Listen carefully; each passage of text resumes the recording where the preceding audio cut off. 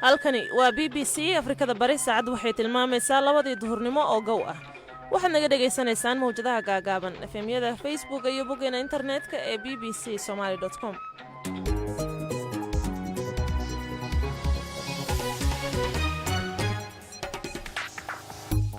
duur wanaagsan dhegeystayaal, waa duhurnimo axad ah 17 bisha Abriil ee sanadka 2022. idaacadda duhurnimo waxay idinla socodsiin doontaa anigoo ah Kawthar Maxamed Cabdulaahi. qodobada aad ku maqli doontaana waxaa ka mid ah ruushka oo ciidamada difaacaya magaalada la hareereeyay ee Mariupol ugu baaqay inay isdhiibaan si naftooda loo badbaadiyo. ugu yaraan 2 askari oo ilaalo u ahayd xubno ka tirsan gudiyada doorashooyinka ee heer federaal iyo heer maamul goboleed ee Hirshabeelle oo ku dhintay qarax wadada dhinaciisa la dhigay. xogayaha guddiga doorashooyinka maamulka Hirshabeelle oo ka badbaaday qaraxaas ayaa ka waramaya sida ay wax u dhaceen. alxamdulilah siduu qarax u dhacay iyo siduu dadka ilaahay wax ugu yeelay isma lahayn. 2 ka mid ah askarteennaba midna meeshii ku geeriyooday, Allah u naxariisto, mid kalena dhaawac la qaaday. marka dambana waxaana loo xaqiijiyay inuu dhaawac u geeriyooday. duruufaha ka mid ah duruufaha lagu shaqeynaa bay ka mid tahay. marka alxamdulilah waa saasi wax u dhaceen. dadaalo samata bixina weli ka socda Koonfur Afrika kadib daadadkii xooganaa ee ku dhuftay gobolka KwaZulu-Natal. qodobadaas oo faahfaahsan iyo wararkii ciyaaraha ayaad ku dhageysan doontaan idaacaddan duhurnimo oo uu soo saaray Cabdiraxmaan Xaaji Cadow.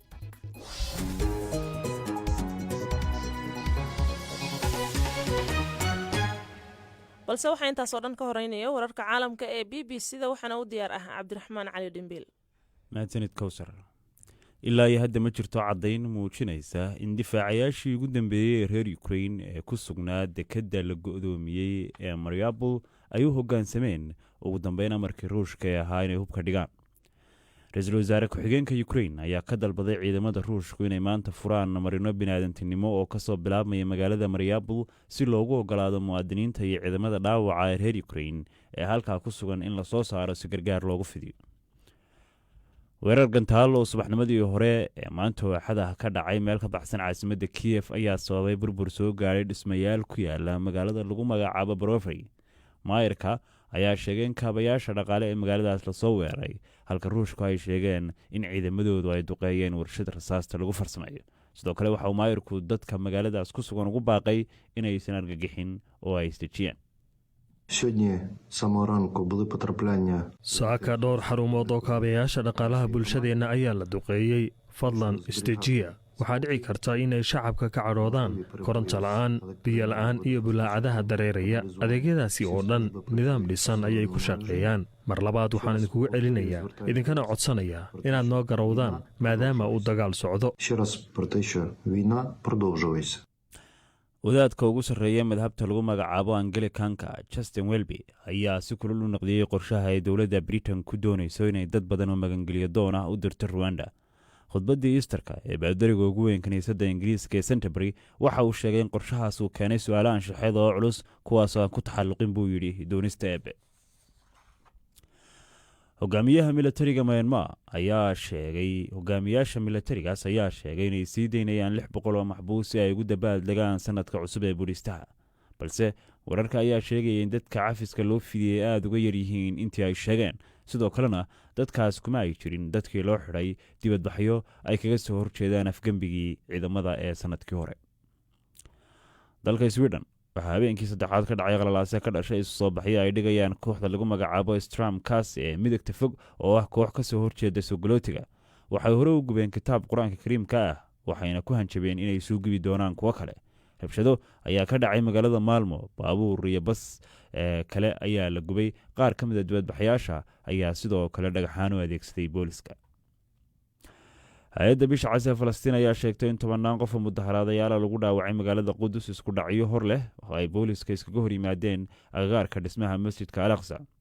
masjidkaas waa meesha ugu barakada badan diinta Yuhuudda, sidoo kalena waa kan saddexaad ee ugu barakaysan Islaamka. warbaahinta dowladda Iiraan ayaa sheegtay in gudoomiye ku-xigeenka xiriirka kubadda cagta ee dalkaas loo xidhay arrimo la xidhiidha khiyaano dhanka lacagaha digitalka ee lagu magacaabo cryptocurrency oo been abuur ah, waxaa lagu soo warramayaa inuu yahay qofkii saddexaad ee loo xidhay arrimo la xidhiidha been abuurkaas taas oo lagu khiyaameeyey kumanaan iiraaniyiin ah. wararkii caalamkuna dhegeystayaal waa naga intaa. aad buu u mahadsan yahay cabdiraxmaan cali dhimbiil. halka warkaasi aad ka dhegaysanaysaanna waa laanta af soomaaliga ee b b c da. dhegeystayaal markana u diyaargarooba qaybaha kale ee idaacaddeenna duhurnimo. waa tahay duhur wanaagsan mar kale aan ku bilaabna ugu yaraan 2 askari oo ilaalo u ahayd xubno ka tirsan gudiyada doorashooyinka ee heer federaal iyo heer maamul goboleed ee Hirshabeelle ayaa ku dhintay qarax wadada dhinaciisa la dhigay meel ku dhow garoonka diyaaradaha ee magaalada Jowhar. qaraxa oo ahaa nooca meelaha fogfog laga hago ayaa lala eegtay kolonyada ay la socdeen xubnaha gudiyada. xubnaha la beegsaday oo ka badbaaday qaraxa ayaa markii dambe ka dhoofay garoonka Jowhar iyagoo gaaray magaalada Muqdisho. wariyaha b b c da ee Muqdisho Ibrahim Maxamed Aadan ayaa wareystay xogayaha guddiga doorashooyinka heer maamul goboleed ee Hirshabeelle Maxamed Caynte oo ka mid ahaa xubnaha la weeraray ee ka badbaaday qaraxa. wuxuuna marka hore weydiiyey bal inuu faahfaahiyo sida ay wax u dhaceen. bismillahi raxmaan raxiim. ibraahim waa mahadsan tahay saakay abaarihii 8:35 daqiiqo annagoo ah xubno ka mid ah guddiga doorashooyinka ee heer federaal iyo xalinta khilaafaadka iyo guddiga doorashooyinka heer maamul goboleed Hirshabeelle annagoo safar u soo magaalada Muqdishoba mid ka mid ah gawaarideena waxaa lala haleelay qaraxaas oo amiinooyinka dhulka lagu aasay remote controlka ah. alxamdulillah siduu qarax u dhacay iyo siduu dadka ilaahay wax ugu yeelay isma lahayn. laba ka mid ah askarteennaba midna meeshii ku geeriyooday naxariisto mid kalena dhaawaca la qaaday. marka dambana waxaana loo xaqiijiyay inuu dhaawacii u geeriyooday. inta dhimatana allah u naxariisto. inta saaxiibaday ahayd iyo annagoo argagax iyo waxaa naga soo gaarayna waxaan leeyahay waa duruufaha ka mid a duruufaha lagu shaqaynaya bay ka mid tahay. marka alxamdulillah waa saasay wax u dhaceen. maxamed, xubnaha guddiga heer federaal iyo heer maamul goboleed imisaad ahaydeen? waxaan ahayn 2 xubnood oo ka mid ah guddiga doorashooyinka Hirshabeelle, xubin ka mid ah guddiga xalinta khilaafaadka, xubin ka mid ah guddiga doorashooyinka heer federaal iyo mas'uuliyiin kale oo maxaa la yiraahdaa heer federaal iyo maxaa la yiraahdaa maamulka ahba. marka waxaan ahayn kolonyo baabuur oo isla wada socotaan ahayn. alxamdulillah waa nasiib wanaag gaarigaas baa wax lala haleelay. taasa waxay yara sababtay inuu xoogaa safarkeena hataa yara hakado. yarkii dhintayna maxaa la yiraahdaa aan dib ugu celin magaalada Jowhar. yarka dhaawacayna sidoo kale inkastoo la ii sheegay gadaal dambe inuu dhaawacii u geeriyooday. allah u naxariisto. weerarku wuxuu dhacay markii aad bartamaha magaalada ka tagteen aad doonayseen inaad airportka gaartaan si aad uga dhooftaan. waxaan u jirnay garoonka ilaa muddo 5 daqiiqo 6 daqiiqo baan u jirnay. marka garoonka maraan u dhoweyn buu qarax dhacay. waan iska garan kartaa wadooyin iska raf ah oo maxaa la yiraahdaa inta u dhaxaysa magaalada Jowhar iyo airportka Jowhar waa wadooyin dheer oo waxa u dhaxeeya aad iska raf u ah. marka meelahaas meel ka mid ah marka nabadiidka aanan nolosha iyo wax walba dadka u diidan maxaa la yiraahdaa ay ku aaseen ka mid ah gawaarideen oo haleelaba ilaahay qadaray. alxamdulillah ilaahay baa mahad iskale inta ay noogu simay. waana duruufaha guud ee dalka ka jira ka mid tahay. maxamedow, beledweynena waa soo martay oo doorashadii xubnihii halkaa ka qabtaad ku jirtay. waxaa ka dhacay weeraro dad badan ay ku dhinteen, dad ka badan 100 qof marka la eego diyaargarowgii doorashada iyo intay doorashadu socotayba. qaarkood aad baad ugu dhoweyd, maantana Jowhar baad ku sigatay. marka aad dib u eegtay ammaankaaga xilligii aad doorashada ku jirtay, maxaad ku tilmaami lahayd? wallaahi ibraahim waa saa sheegtay waa maxaa la yiraahdaa state ahaan statekan annagu hadda ka soo jeedno aan ka shaqaynaynay Hirshabeelle wuxuu ka mid yahay stateyada ugu dambeeyay maxaa la yiraahdaa asaaskeeda maamul ahaan loo asaasay. duruufaha amnina waa laga yaabaa inuu mararka qaar isaga ama isteediyada qaar uu la siman yahay ama maxaa la yiraahdaa uu meelo badan oo dhibaato ay ka yara jirto. ilaahay maadiis intaan beledweyne joognayna duruufaha amniga oo adigu iska yara jir way jireen, laakiin waxay ugu darneed 2 mar oo qaraxyo ay ka dhaceen. mid ka midana Allah u naxariistay xilwaan aamin ay ku geeriyootay iyo ilaa 40 kale oo dad ah iyo mid ka sii horeeyo asagana baar xasan dhiif lagula eegtay maxaa la yiraahdaa dad murashaxiin iyo odayaal dhaqan iyo dad kale oo bulshada ka mid ahaa. duruufahaas oo idil way iska jireen, laakiin alxamdulillah mar walba guddi ahaan iyo maamul ahaan amniga waxa waa saraakiisha amniga iyo hay'adaha amniga ay inta badan guddiga dhibaato gaar ah oo ayaga personal ma qabin. maamulka mas'uuliyadooda iyo waxa mas'uuliyadooda amniga aad uga warqabay.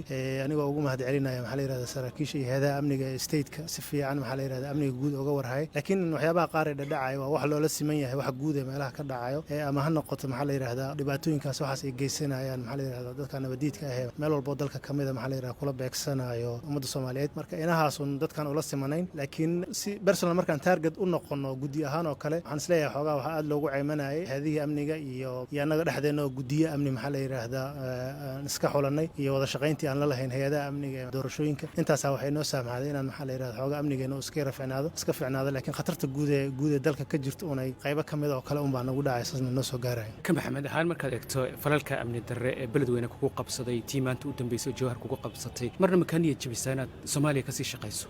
ibrahim haddaad ka waday inta badan dadka qurba joogta oo kale waxaa laga yaabaa inay duruufo badan ay ku yara shaqeeyaan laakiin waxaan isleeyahay waxa magaalada ka dhacaya waa wax maxaa la yidhahdaa ehelkeenna ku dhacaya waa wax ku dhacaya asxaabteenna waa wax ku dhacaya maxaa la yidhahdaa bulshadeenni maxaa la yidhahdaa ku dhex noolayn waxaan ka shaqaynayna un samata bixintii iyo maxaa la yidhahdaa sidii waxaan oo kale maxaa la yidhahdaa un oga bixi lahaayeen waxyaabaan ka shaqaynayno marnaba maxaa la yidhahdaa aad ogama niyad jabo inay mararkaasoo kale waxaasoo kale ay dhacaan inaan maxaa la yidhahdaa kasii shaqeeyo waxaas kama niyad jabe waxaan isdhahaa mar walba waxaan ku kalsoonahay in un duruufahan oo kale amniga laga bixi doono lagana gudbi doono insha allahu tacaala dhibaatooyinka jira ee dalka ka jira guud ahaan kaasi waxa uu ahaa maxamed caynte xogayaha guddiga doorashooyinka heer maamul goboleed ee hirshabeelle oo ka mid ahaa xubnaha la weeraray ee ka badbaaday qaraxa wadada dhinaciisa la dhigay oo u waramayay wariyaha b b c da ee muqdisho ibraahim maxamed aadan aan facebook eegoo qodobkan dhegeystayaashan waxay ka yidhaahdeen bashiir cabdi maxamuud casoowe oo dhuuse mareeb jooga waxa uu leeyahay labada askari ee ilaalada u ahayd xubnaha ka tirsan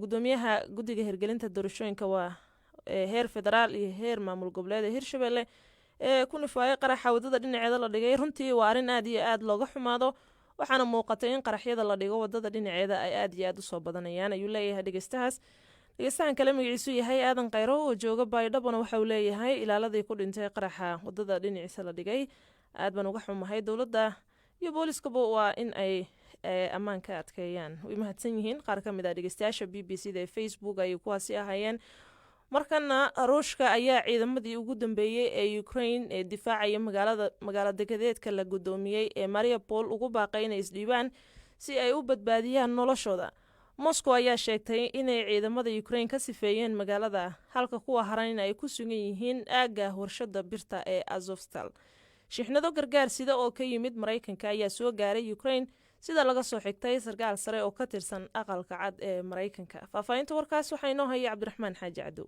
madaxweynaha ukraine volodimir zelenski khudbadu xalay saqdii dhexe jeediyey wuxuu ku sheegay waxaa ka dhacay magaalada mariupol inay tahay mid bani'aadanimada ka baxsan wuxuuna ruushka ku eedeeyey si ula kac ah inuu isku dayayo inuu u burburiyo magaalada iyo cid kasta oo gudaheeda ku sugan duqa magaalada mariupol wuxuu sheegay magaaladaasi dadka lagu laayay inay tiradooda kor u dhaafayso 20,000 oo qof la taliyaha ra-iisul wasaare ku-xigeenka ukraine svitlana zalsjuk oo b b c u warantay waxay sheegtay ciidamada ukraine inay go'aansadeen ilaa iyo daqiiqada ugu dambaysay in ay magaalada mariupol difaacaan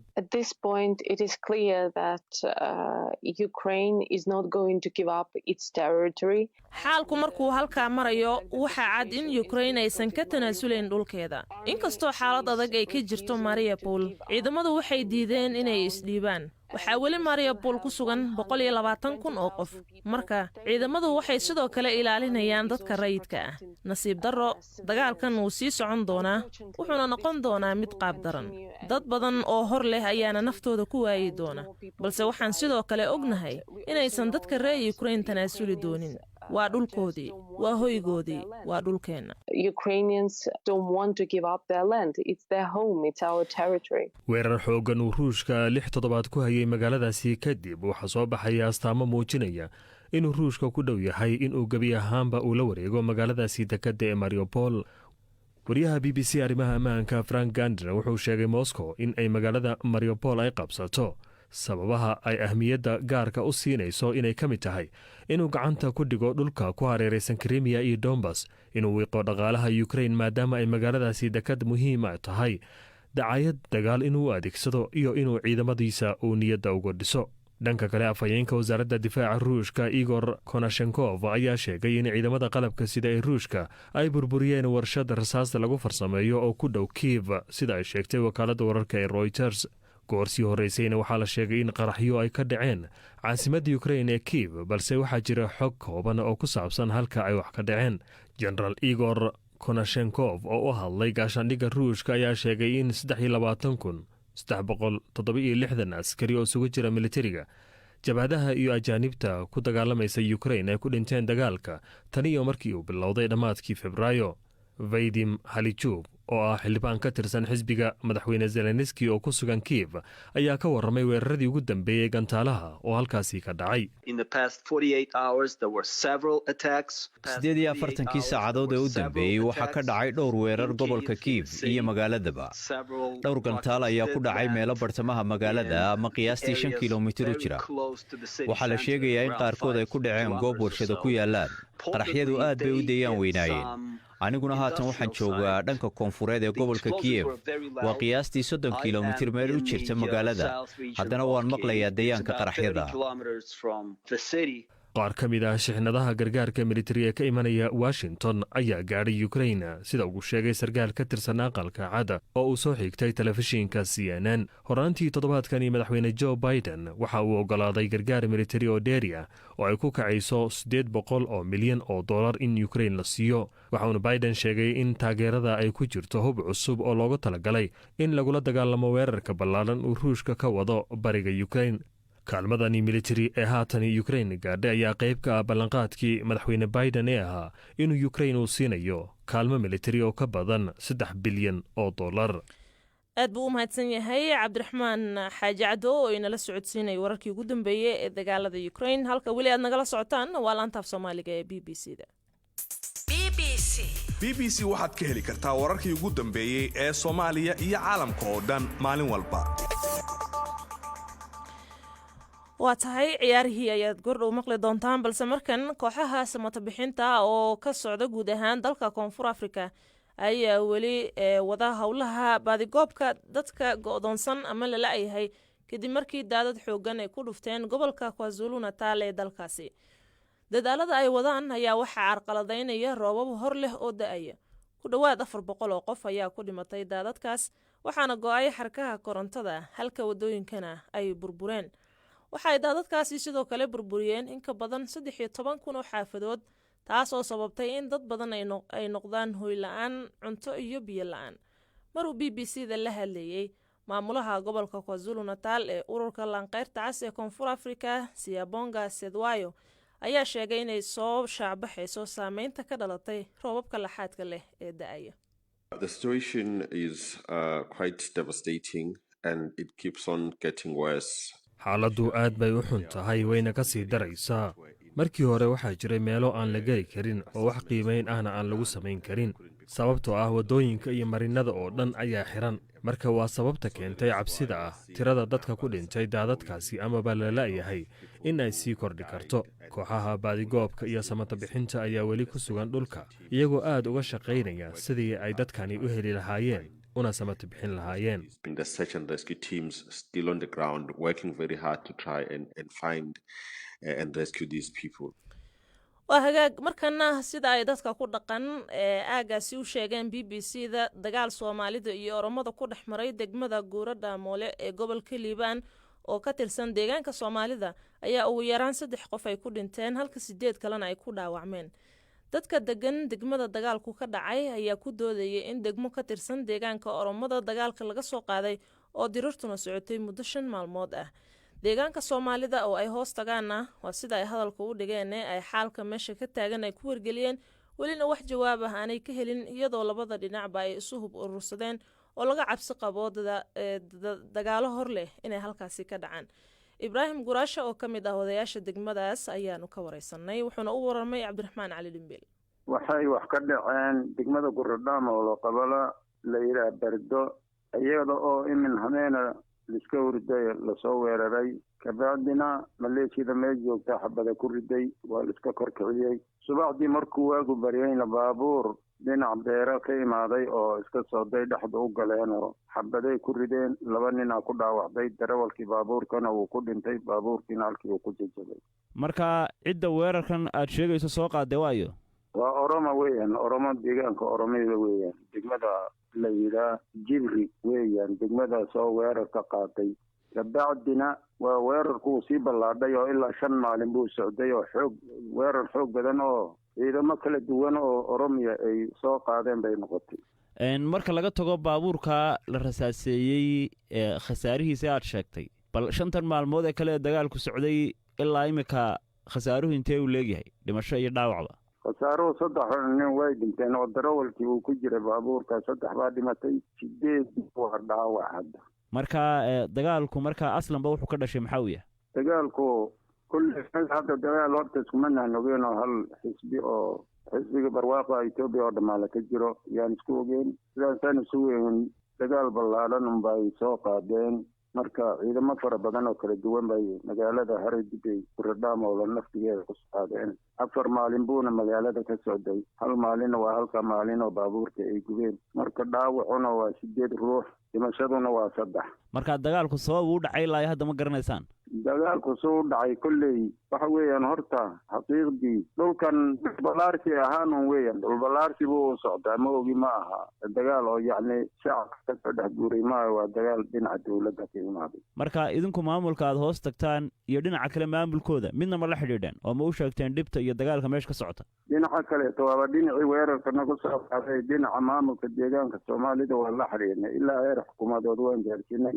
gobolka meel kasta waan gaarsiinay jawaabta ka imaadayna waxay ahayd yani maadaama xisbinimada aan nahay afar ku dhamaysanayna naga warsugun bay ahayd marka wax warama idinku soo celiyaan bal halkii xaalku ku dambeeyey dagaalku horta maanta ma soconin shalay galabtii maqribtii iyuu istaagay laakiin maanta ma dhicin maanta qoraxa ma dhicin 5 maalin buu socday intaasi oo ayaguna waxay lahaayeen xagga xukuumad ahaan wada hadal baan ku dhameyn doonaa bal isgaabiya annagana dad deris oo walaalo ah umbaan u heesanay dad calan Itoobiya oo deegaankii Soomaalida iyo deegaanka Oromada meeshii deriska ka ahaayeen yaa laga soo weeraray manaan ka fikireen marka xukuumaddiina halka unbay istaagtay annagana nijiifkiisa loogu imaaday wuu rafan karaa intuu rafanaye wixii maleeshiyay wixii shacabka oo qori qaatay baa magaalada 4 maalin ka difaacay ibraahim guraasha oo ka mid ah odayaasha degmada Guuradhaamole ayuu kaasi ahaa oo Cabdiraxmaan Cali Dhimbil uu waramayay markana baafinta maanta waxaa soo dhaabay bisida Nairobi si toos ah idinkaga soo tabinaya anigoo ah Jamaal Axmed Abdiraxmaan iyo Fartuun Ismaaciil Fartuun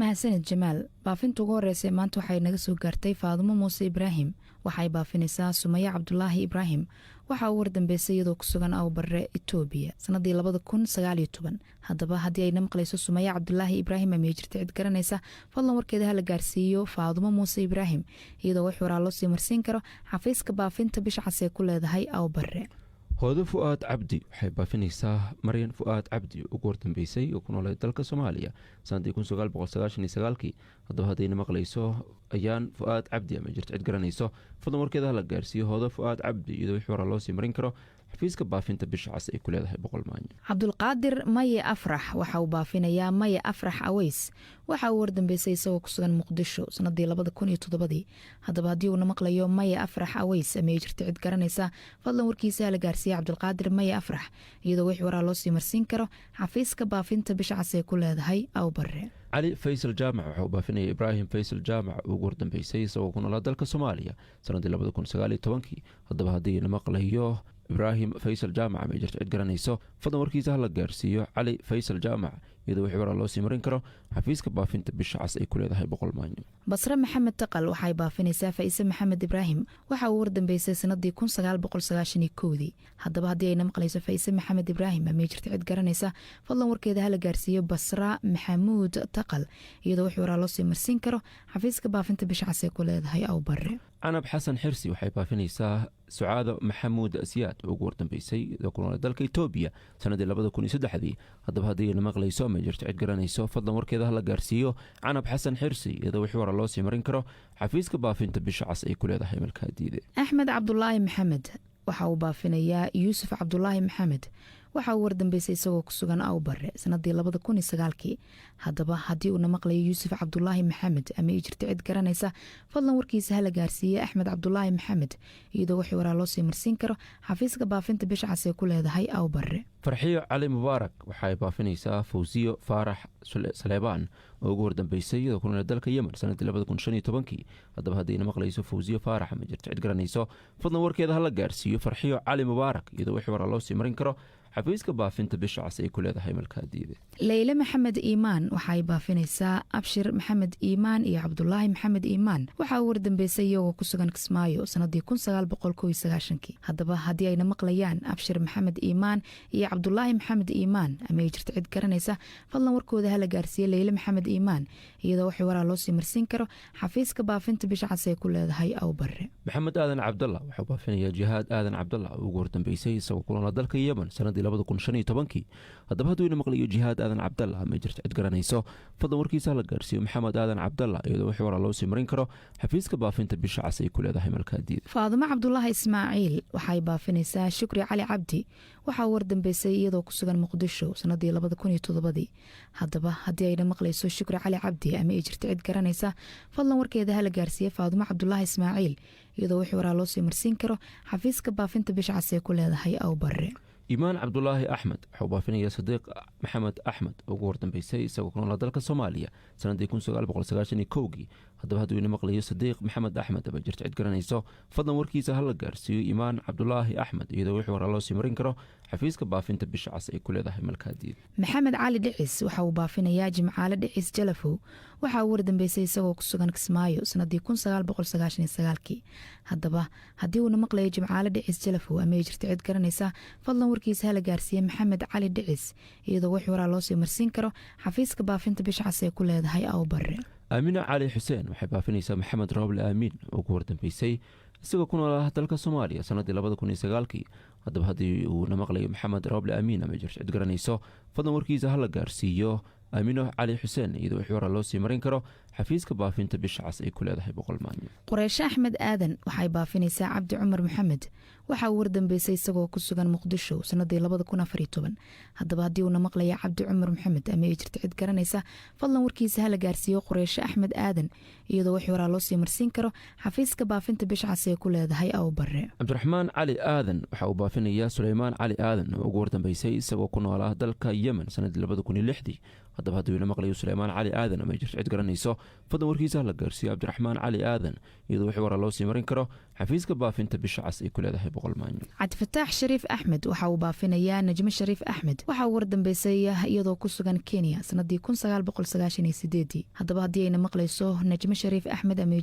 haddaba haddii ayna maqlayso najmo shariif axmed ama ay jirto cid garanaysa fadlan warkeeda hala gaarsiiyo cabdifataax shariif axmed iyadoo wixii waraa loo sii marsiin karo xafiiska baafinta bisha cas ay ku leedahay awbare. hodan yaasiin gaabow waxa ay baafinaysaa cabdiraxmaan yaasiin gaabow oo ugu hordambeysay isagoo ku noolaa dalka soomaaliya sanadii haddaba haddii uuna maqlayo cabdiraxmaan yaasiin gaabow ama jirto cid garanayso fadlan warkiisa hala gaarsiiyo hodan yaasiin gaabow iyadoo wixii waraa loo sii marin karo xafiiska baafinta bisha cas ay ku leedahay boqolmaanyo. faadumo naasir cumar waxay baafinaysaa cabdulqaadir shafeec cumar waxaa ugu wardambeysay isagoo ku sugan dhuusamareeb sanadii haddaba haddii uuna maqlaya cabdulqaadir shafeec cumar ama ay jirto cid garanaysa fadlan warkiisa hala gaarsiiye faadumo naasir cumar iyadoo wixii waraa loo sii marsiin karo xafiiska baafinta bisha cas ay ku leedahay qabri bayax. nimco cabdulaahi huudle waxay baafinaysaa maxamed cabdulaahi huudle oo ugu hordambeysay isagoo ku noolaa dalka kenya sanadii haddaba hadduu ina maqlayo maxamed cabdulaahi huudle ama jirto cid garanayso fadlan warkiisa hala gaarsiiyo nimco cabdulaahi huudle iyadoo wixii waraa loo sii marin karo xafiiska baafinta bisha cas ay ku leedahay oo bare. deeq haadi qadar waxa uu baafinayaa hooda haadi qadar waxaa ugu wardambeysay iyadoo ku sugan jabuuti sanadii haddaba haddii ayna maqlayso hooda haadi qadar ama ay jirto cid garanaysa fadlan warkeeda hala gaarsiiyo deeq haadi qadar iyadoo wixii waraa loo sii marsiin karo xafiiska baafinta bisha cas ay ku leedahay qabri bayax. aadan xuseen dhuxulow waxa uu baafinayaa xaliimo jaamac dhuxulow xaawa jaamac dhuxulow axmed jaamac dhuxulow cabdulaahi jaamac dhuxulow oo ugu wardambeysay oo ku noolaa dalka soomaaliya sanadii haddaba haddii ayna maqlayaan ama jirto cid garanayso fadlan warkooda hala gaarsiiyo aadan xuseen dhuxulow iyadoo wixii waraa loo sii marin karo xafiiska baafinta bisha cas ay ku leedahay awbare. shukri maxamed xuseen waxay baafinaysaa cabdirasaaq xuseen guhaad waxaa uu wardambeysay isagoo ku sugan nairobi sanadii haddaba haddii uuna maqlayo cabdirasaaq xuseen guhaad ama ay jirto cid garanaysa fadlan warkiisa hala gaarsiiyo shukri maxamed xuseen iyadoo wixii waraa loo sii marsiin karo xafiiska baafinta bisha cas ay ku leedahay malkadhiidha. samsam cusmaan maxamuud waxay baafinaysaa cabdiraxmaan maxamuud nimcaan maxamuud hadiye maxamuud ugu hordambeysay oo ku noolaa dalka soomaaliya sanadii haddaba haddayna maqlayaan ama jirto cid garanayso fadlan warkooda hala gaarsiiyo samsam cusmaan maxamuud iyadoo wixii waraa loo sii marin karo xafiiska baafinta bisha cas ay ku leedahay malkaadiida. hibaaq xuseen cali waxay baafinaysaa cabdishakuur xuseen cali waxa uu wardambeysay isagoo ku sugan magaalada muqdisho sanadii 2018. haddaba haddii uuna maqlaya cabdishakuur xuseen cali ama ay jirta cid garanaysa fadlan warkiisa hala gaarsiiyey hibaaq xuseen cali iyadoo wixii waraa loo sii marsiin karo xafiiska baafinta bisha cas ee ku leedahay malkadhiidha. hibaaq xuseen cali waxay baafinaysaa hibo xuseen cali iyo sharmaarke xuseen cali oo ugu wardambeysay oo ku noolaa dalka Soomaaliya sanadii 2017. haddaba haddii ay maqlayaan ama jirto cid garanayso fadlan warkooda hala gaarsiiyo hibaaq xuseen cali iyadoo wixii waraa loo sii marin karo xafiiska baafinta bisha cas ay ku leedahay boqol maanyo. leylo barre iidaan waxay baafinaysaa nimco barre iidaan waxa uu wardambeysay iyadoo ku sugan magaalada muqdisho sanadii 2015. haddaba haddii ayna maqlayso nimco barre iidaan ama ay jirto cid garanaysa fadlan warkeeda hala gaarsiiyo leylo barre iidaan iyadoo wixii waraa loo sii marsiin karo xafiiska baafinta bisha cas ee ku leedahay malkadhiidha. baafinta ugu dambeysay maantana waxay naga soo gaartay caasha aadan cabdulaahi waxay baafinaysaa suleekha aadan cabdulaahi oo ugu wardambeysay iyadoo ku noolay dalka Soomaaliya sanadii 2006. haddaba haddayna maqlayso suleekha aadan cabdulaahi ama jirto cid garanayso fadlan warkeeda hala gaarsiiyo caasha aadan cabdulaahi iyadoo wixii waraa loo sii marin karo xafiiska baafinta bisha cas ay ku leedahay boqol maanyo. baafintiina waa naga intaa. waxaan sidoo kale intaa kusoo gabagabeynayaa guud ahaan idaacaddii duhurnimo tan iyo 5 galabnimo inta ka horeysa sidaas iyo nabadgelyo.